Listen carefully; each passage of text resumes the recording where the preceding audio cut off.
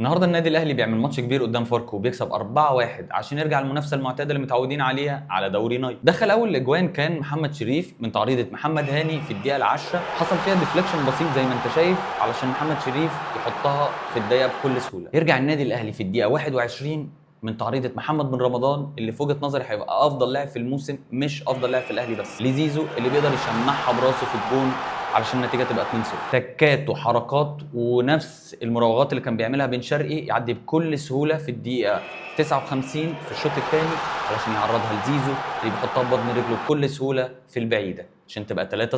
في الدقيقه 71 يغلط شوبير غلطه غريبه جدا علشان يتفادى كورنر، يغلط غلطه غريبه بيخسر كلين شيت اللي كان ممكن يطلع بيه، ولكن جراديشار بيموت الماتش من تمريره ولا اروع بيعملها تاني محمد هاني. محمد الكوالين والله كان بيعلق على الماتش مش بايدي.